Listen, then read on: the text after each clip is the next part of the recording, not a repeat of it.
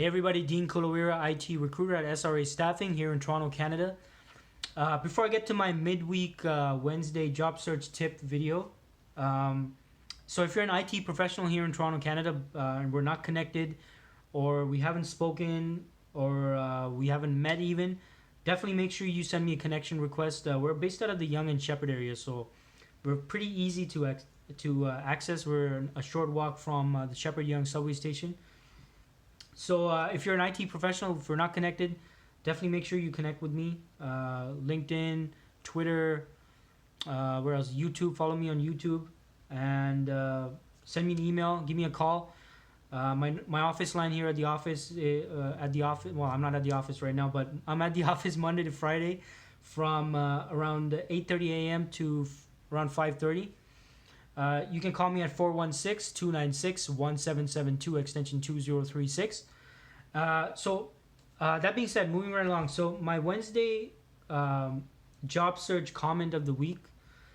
So I put up a post a couple of days back regarding networking events.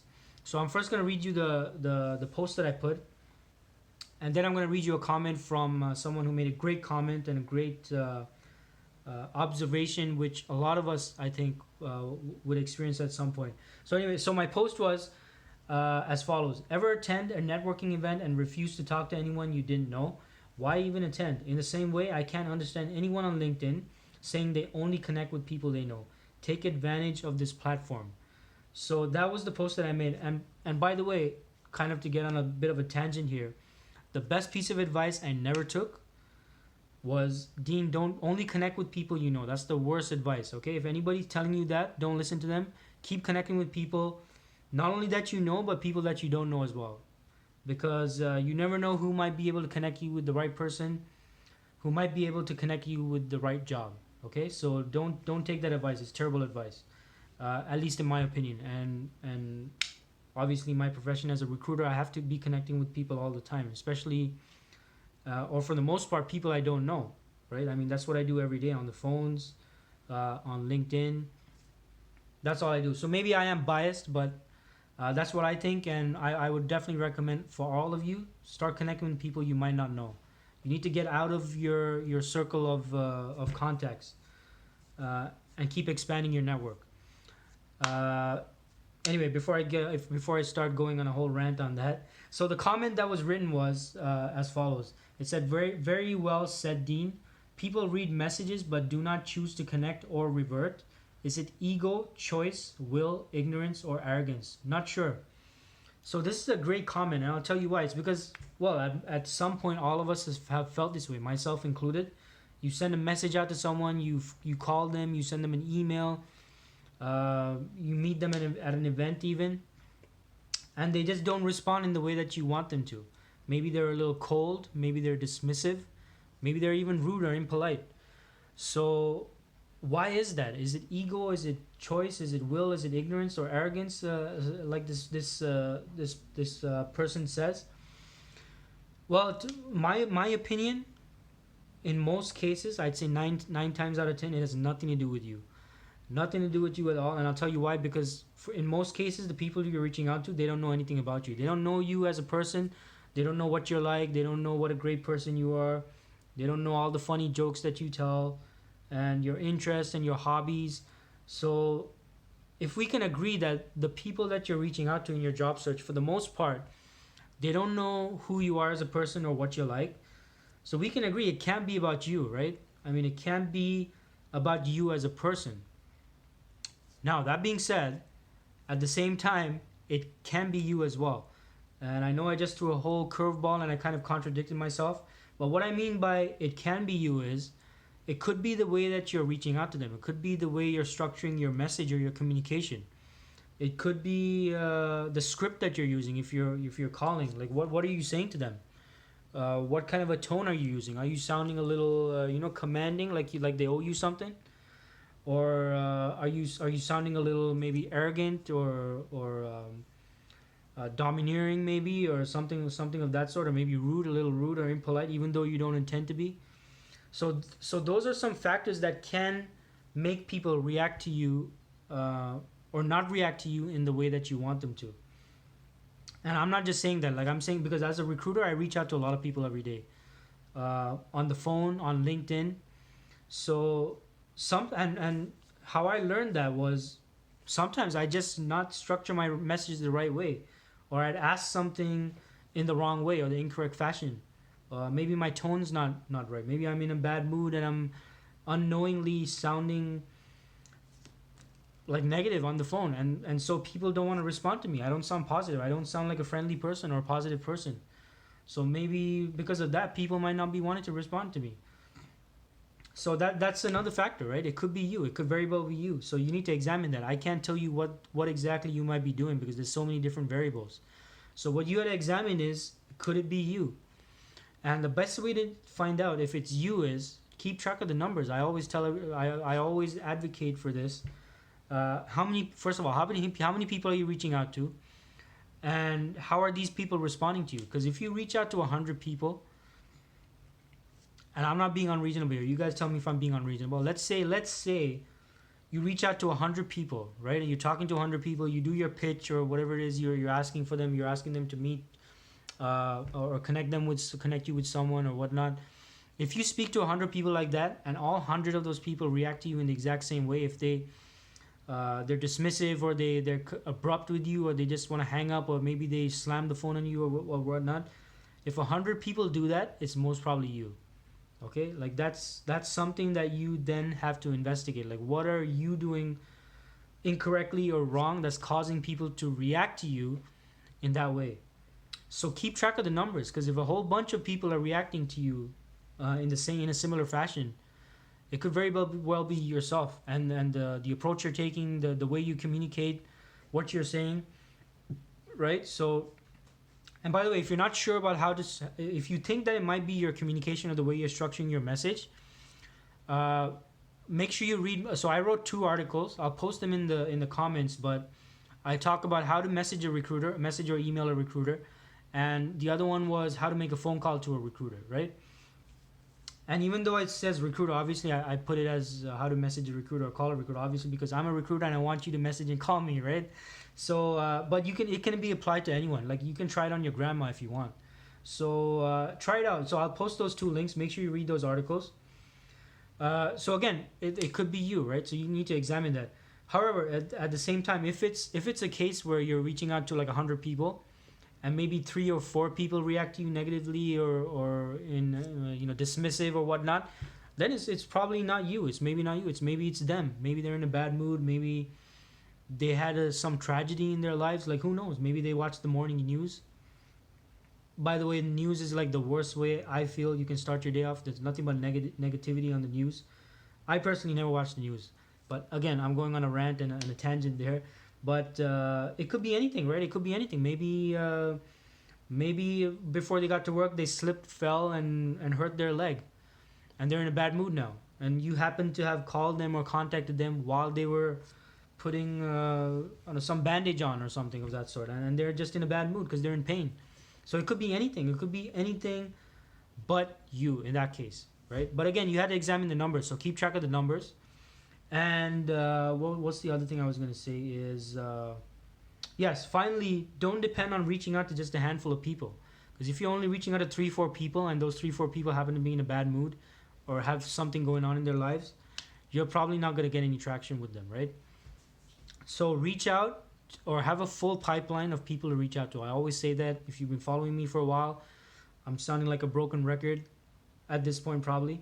But reach out to a lot of people.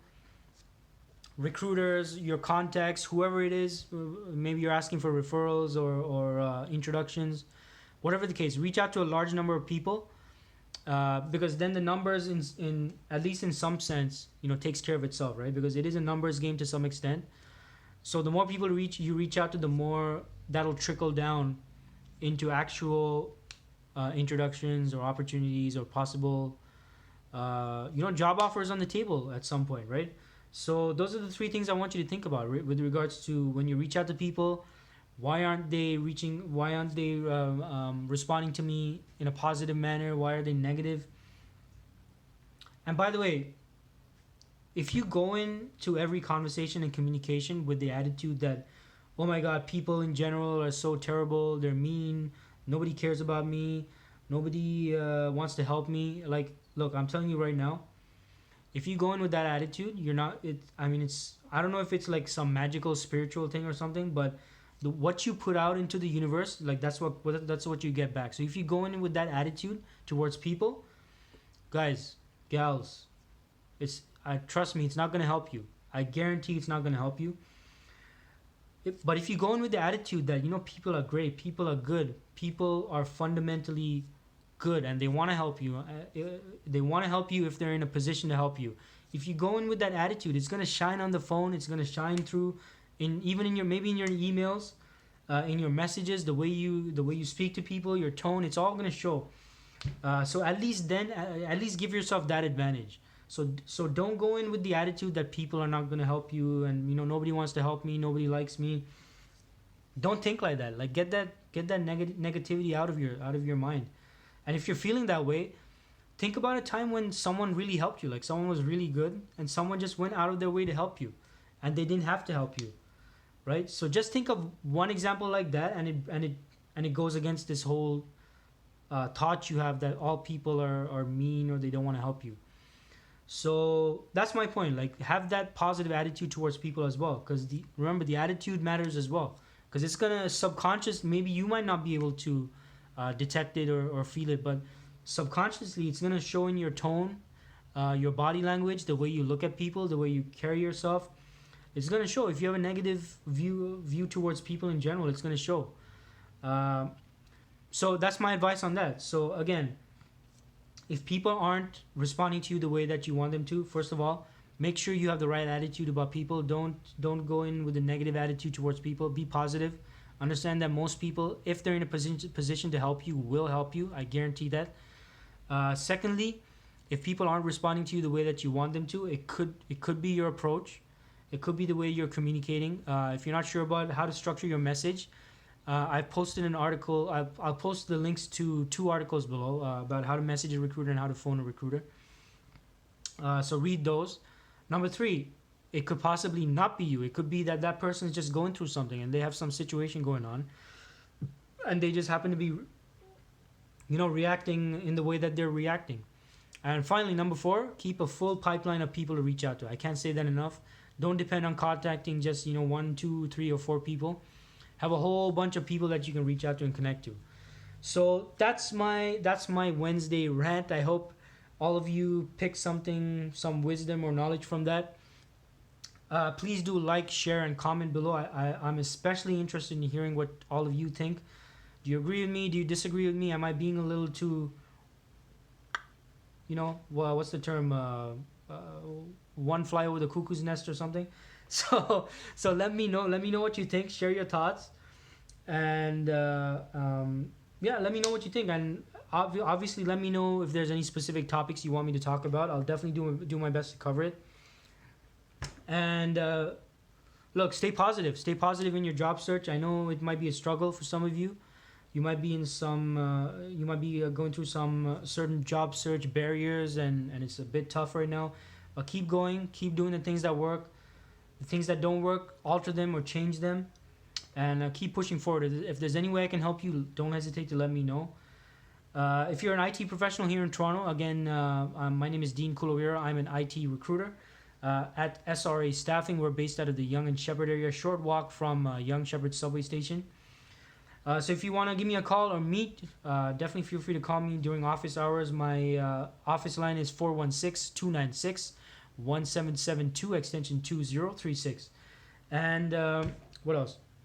So before I let you go, the hot roles I'm working on right now, and I put a post about this like several times. Look, that client that I was telling you about, who's hiring for the cloud DevOps engineers, another offer on the table. Another happy candidate got an offer. This one's extremely happy about it, and the client's extremely happy about it. It's a great client. They put offer sheets on the table, and it's a great place to work. It's a well-known brand. It's a well-known institution, and if you know anyone who's a cloud DevOps engineer on the market for work, they're looking for probably around another 3 to 4 people, and they're also looking for senior Linux administrators as well. I believe they're looking for a couple of those as well. I think 2 to 3. So again, anyone you know, Definitely feel free to let me know. I'll do my best to help them. For the senior Linux admin role, what they're looking for is specifically someone who's worked on or worked with Red Hat Linux servers. So someone experienced with the administration of Red Hat servers. Ideally, if they have like the Red Hat certification as well, that's always awesome. And also, additionally, any virtualization VMware experience, that would be like top notch. Like that's exactly what they'd be looking for. So if there's any way I can help you with those roles, let me know. I'll do my best to assist you. If there's any way I can help you, if you need job search help or advice, definitely send me a message on LinkedIn and let me know what your questions are. I apologize if I'm taking a bit to get through to your message on LinkedIn. I'm starting to get a whole bunch of messages now, so I need to be going through those, and I'll definitely get to your messages as soon as possible. So thanks so much for watching. If you like the video, definitely make sure you like it and share it. If you have any comments, you want to share your thoughts, negative or positive, don't hesitate to do so. Comment below. And thanks so much for watching, and I'll do my next video probably on Friday, and I'll keep the job search tips coming. Thank you so much, and wishing everybody a great midweek. It's not time to rest yet. I want you to keep pushing. I'm rooting for you. Take care.